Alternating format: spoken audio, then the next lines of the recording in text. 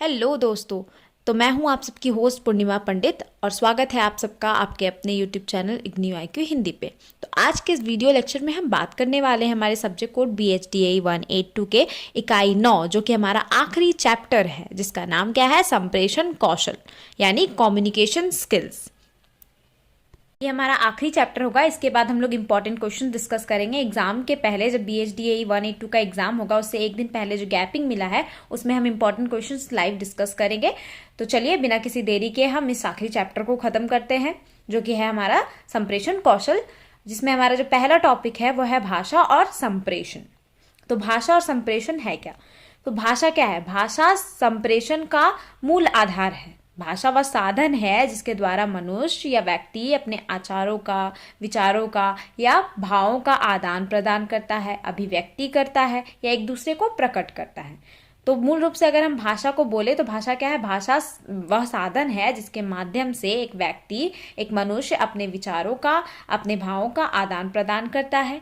और संप्रेषण क्या है? संप्रेषण दो या दो से अधिक व्यक्तियों के बीच मौखिक, लिखित, सांकेतिक या प्रतीकात्मक या आंगिक, जिसको हम बोलते हैं, माध्यम से जब हम विचारों का या फिर भावों का एक दूसरे को आदान प्रदान करते नहीं है, सूचनाओं का प्रेषण की प्रक्रिया करते हैं, यानी डिस्कस करते हैं, कम्युनिकेट करते हैं एक दूसरे से जब, तो वो हमारा क्या कहलाता है? संप्रेषण कहलाता है।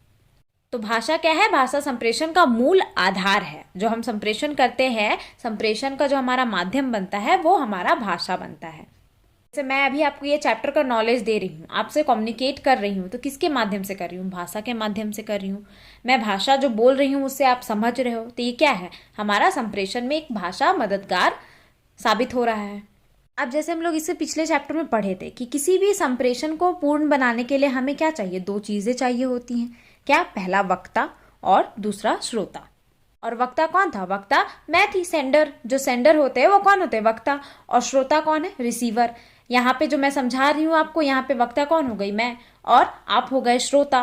तो दो चीजें जरूरी होती है हमारे संप्रेषण में। तो हमारा है नेक्स्ट टॉपिक है वो भाषिक संप्रेषण की प्रक्रिया।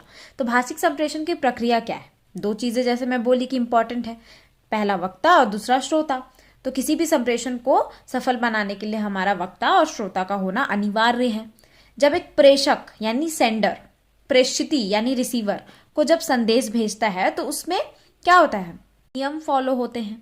ठीक है, प्रेषक से रिसीवर को मैसेज भेज रहा है तो किसके माध्यम से वो रिसीवर को मैसेज भेजेगा? वहां पे एक माध्यम बनेगा, या तो माध्यम पत्र हो सकता है, या तो जैसे मैं अभी पढ़ा रही हूँ तो आपके लिए माध्यम क्या है? भाषा है, मोबाइल फोन है, यूट्यूब है, ये सारे जरिए है, ये सारे माध्यम है जिससे आप वक्ता का, यानी वक्ता का क्या, श्रोता आप बन रहे हो और वक्ता मैं बन रही हूँ, तो आप तक वो मैसेज जा रहा है। अब हम बढ़ते हैं इस चैप्टर के मोस्ट इंपॉर्टेंट टॉपिक पे जो कि हमारा संप्रेषण कौशल के प्रकार। तो संप्रेषण कौशल के कितने प्रकार हैं? मुख्यतः संप्रेषण कौशल के 4 प्रकार हैं। कौन कौन से? श्रवण कौशल, अभिव्यक्ति कौशल, तीसरा हमारा वाचन कौशल और चौथा हमारा लेखन कौशल। श्रवण कौशल क्या है? तो श्रवण कौशल है हमारा लिसनिंग स्किल्स जो हम इंग्लिश में पढ़ते हैं। अभिव्यक्ति कौशल से यानी प्रोडक्टिव स्किल या एक्सप्रेशन स्किल अगर हम बात करें तो। और वाचन कौशल हमारा हो जाएगा रीडिंग स्किल, और लेखन यानी राइटिंग स्किल्स। तो ये सारी चीजें हमारा क्या है? संप्रेषण कौशल के प्रकार है। 4 प्रकार है जो कि हम पढ़ने वाले हैं संक्षिप्त में। तो चलिए पहला हम देखते हैं श्रवण कौशल। श्रवण कौशल क्या है? श्रवण कौशल का संबंध किससे होता है? श्रोता से, आप से। जो मैं पढ़ा रही हूं आप क्या कर रहे हो? उसको सुन रहे हो। तो लिसनिंग स्किल, श्रवण कौशल क्या है? Listening skill. मैं जो पढ़ा रही हूँ वो आप ध्यान से सुन रहे हो, तो यहाँ पे कौन हो गया? मुख्यतः यहाँ पे श्रवण कौशल के लिए मुख्य रोल कौन प्ले कर रहा है? श्रोता प्ले कर रहा है। तो श्रोता जो रिसीवर होता है उसका संबंध श्रवण कौशल से बेसिकली ज्यादा होता है। ठीक है, अब जिस माध्यमों से मैं आपको समझा रही हूँ, आप किस माध्यम से उसको सुनकर समझ रहे हैं, ये सारी सुनने की जो प्रक्रियाएं होती है। मान लीजिए आप किसी से बात कर रहे हैं तो टेलीफोन, ये भी एक सुनने का माध्यम है। तो लिसनिंग कौशल, श्रवण कौशल क्या है? लिसनिंग स्किल्स, श्रवण कौशल क्या है? ये हमारा क्या होता है कि लिसनिंग स्किल जो हम सुनते हैं और सुनकर चीज़ों को लिखते हैं, बोलते हैं, या जो हमारा सुनने का प्रक्रियाओं से सारे काम करते हैं, ये हमारा होता है श्रवण कौशल। जैसे हम कोई कहानी मान लीजिए सुनते हैं, उस कहानी का जो हम उत्तर दे रहे हैं, सुनकर जो हम उत्तर देंगे वो हमारा हो जाएगा श्रवण कौशल। अब हमारा है दूसरा अभिव्यक्ति कौशल, एक्सप्रेशन स्किल। एक्सप्रेशन स्किल यहीं से समझ आ रहा है कि क्या, जो हम आंगिक संप्रेषण जैसे हम पिछले चैप्टर में पढ़े थे, तो जो हम एक्सप्रेशन वाइज सारी चीज़ें बता रहे हैं जिसमें वक्ता और श्रोता दोनों का रोल होता है। एज फॉर एग्जाम्पल अगर हम ड्रामा की बात करें, जो ड्रामा हम लोग करते हैं वो ड्रामा क्या है, एक अभिवादन ही बोल सकते हैं एक तरीके से। क्या बोल सकते हो उसको, कि वो ड्रामा कर रहा है तो वहाँ पे जो परफॉर्मेंस कर रहा है वो आंगिक संप्रेषण एक तरीके से एक्सप्रेशन के साथ डायलॉग्स भी बोल रहे हैं। तो इसको एक तरीके से हम लोग अभिव्यक्ति कौशल को मौखिक अभिव्यक्ति भी बोल सकते हैं या भाषण कौशल भी इसको कहते हैं। तीसरा जो हमारा है वो है वाचन कौशल यानी रीडिंग स्किल। तो वाचन कौशल क्या है, रीडिंग स्किल जिसको हम पढ़कर चीज़ों को ग्रहण करते हैं। जैसे एक विद्यार्थी मान लीजिए कोई पुस्तक पढ़ रहा है, तो उस पुस्तक को पढ़कर चीज़ों को जो ग्रहण कर रहा है अपने अंदर कर्मबद्ध या लिपिबद्ध रूप में, उसको हम लोग क्या बोलते हैं, वाचन कौशल। वाचन कौशल में यहाँ कैथरीन ओकनर का कहना था, उनके मत अनुसार क्या था कि वाचन या पाठन वह जटिल अधिगम प्रक्रिया है जिसमें दृश्य, श्रव्य का मस्तिष्क के अधिगम केंद्र से संबंध होता है। यानी जो वाचन कौशल है उसको हम पढ़कर जब तक चीज़ों को अपने एक दृश्यात्मक फॉर्म में अपने अंदर ग्रहण नहीं कर लेते हैं तब तक वह वाचन कौशल नहीं कहलाएगा हमारा। ठीक है, इसका मतलब वही है हमारा। वाचन कौशल के भी दो प्रकार है, सस्वर वाचन पहला और दूसरा हमारा मौन वाचन। सस्वर वाचन क्या होता है, जिसमें हम पढ़ते हैं, जोर जोर से बोल के जो हम उच्चारण करते हैं और हम पढ़ते हैं उसको हम लोग बोलते हैं सस्वर वाचन। और जो हमारा ओठ ना चलाते हुए हम शांति मन ही मन जो पढ़ते हैं वो है हमारा मौन वाचन कहलाता है। ठीक है, तो अब हमारा जो लास्ट है वो है क्या, लेखन कौशल। जो हमारा जो संप्रेषण कौशल का आखिरी प्रकार है वो क्या है, लेखन कौशल। तो लेखन कौशल को एक हम लिपि के माध्यम से लिखते हैं, दृश्य चिन्हों का या प्रतीकात्मक ध्वनियों का उच्चारण करके जिसको हम लिखते हैं, पढ़ते हैं, पढ़कर जो लिखते हैं, जैसे हमारा पत्र हो गया, निबंध हो गया, सारांश हो गए, आदि सारी चीज़ों हम जो लिखते हैं, वाक्य बनाते हैं बोलकर, ये सारे हमारे क्या है, राइटिंग कौशल्स। अब हमारा टॉपिक जो है वो है संप्रेषण कौशल के विभिन्न पक्ष। तो ये क्या है, संप्रेषण कौशल के विभिन्न पक्ष में हमारा पहला है उत्पादन क्षमता।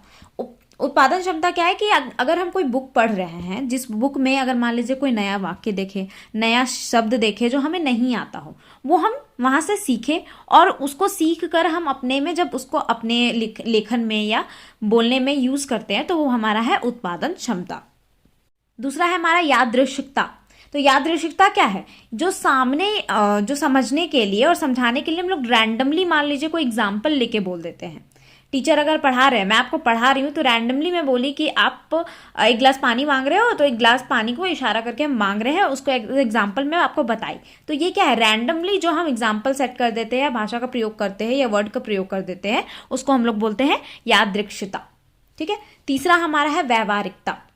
व्यवहारिकता में क्या होगा कि इसमें जो वक्ता और श्रोता होगा वो अपनी चीज़ों को, मान लीजिए मैं आपको समझाई, ठीक है, तो आप समझ गए, अब आपको मैं बोल रही हूँ किसी और को समझाने के लिए, तो आप उस जगह पे वक्ता हो जाएंगे और जो समझ रहा है वो श्रोता हो जाएगा। तो ये व्यवहारिकता जगह जगह पर चेंज हो जाती है, संदेश भेजने का माध्यम बदल जाता है, तो इसको हम लोग बोलते हैं व्यवहारिकता। ठीक है, अब है हमारा चौथा जो है वो है विस्थापन। तो विस्थापन क्या होता है, डिस्प्लेसमेंट। अब हम एक शहर से दूसरे शहर जाते हैं तो वहाँ पे जो सारी चीज़ें सीखते हैं, मनुष्य वहाँ की चीज़ों का, शब्द का सीखता है, भाषा संप्रेषण के वहाँ के लक्षण को सीख कर आता है, तो ये सारे क्या है, विस्थापन। एक डिस्प्लेसमेंट करके व्यक्ति जो भाषा सीख रहा है और उसको संप्रेषण कौशल का माध्यम बना रहा है, यानी संप्रेषण में मदद कर रहा है, कम्युनिकेशन में मदद कर रहा है, उसको हम लोग बोलते हैं विस्थापन। पांचवा है हमारा विशेषता, कि किस प्रकार से हम विशेषता रूप, मान लीजिए कोई बच्चा अगर हमसे कोई क्वेश्चन पूछ रहा है तो उसको हम किस तरीके से समझाएंगे जो वो बच्चा समझ जाएगा, यानी हमारा कम्युनिकेशन का पार्ट कंप्लीट हो जाएगा। जब तक हम समझा नहीं सकते हैं, अगर वक्ता श्रोता को समझा नहीं सकता है, उस तक बात पहुंच नहीं सकता है, दिमाग मस्तिष्क में उसका घुस नहीं सकता है, तब तक संप्रेषण सफल नहीं माना जाएगा। तो यहाँ पे विशेषता क्या है, वो चीज़ है कि जब तक संप्रेषण को सफल ना बना ले, उस बच्चे को ना समझा ले एक विशेषतागत रूप में, तब तक वो संप्रेषण हमारा सफल नहीं माना जाएगा। तो इसको एक माध्यम मानते हैं हम लोग अपने संप्रेषण कौशल के लिए, तो कम्युनिकेशन स्किल का। ठीक है, अब जो हमारा आखिरी है वो है सांस्कृतिक संरचना, यानी कल्चरल स्ट्रक्चर। जो हमारे कल्चरल के माध्यम से मनुष्य अपनी संप्रेषण का कार्य करता है। मान लीजिए कोई बच्चा अगर कहीं कोई इस जगह पे जन्म ले रहा है, कोई अदर प्लेस पे, पहाड़ी एरिया पे वो जन्म ले रहा है, तो वहाँ की संस्कृति सीखकर वहाँ की भाषा सीखेगा और वो वहाँ की भाषा से फिर कम्युनिकेट करना सीखेगा। तो ये क्या है, हमारा कल्चरल स्ट्रक्चर। एक तरीके से उस संस्कृति में रहकर वो वैसी संस्कृति का चयन करेगा और उस तरीके का भाषा का वो प्रयोग कर, सांस्कृतिक चारण। तो ये होता है हमारा सांस्कृतिक संचारण। ठीक है, तो इस तरीके से हमारा ये जो 9 चैप्टर है वो भी होता है कंप्लीट। इसके बाद हम लोग इंपॉर्टेंट क्वेश्चंस डिस्कस करेंगे, तो बने रहिए हमारे चैनल पे। Thank you so much.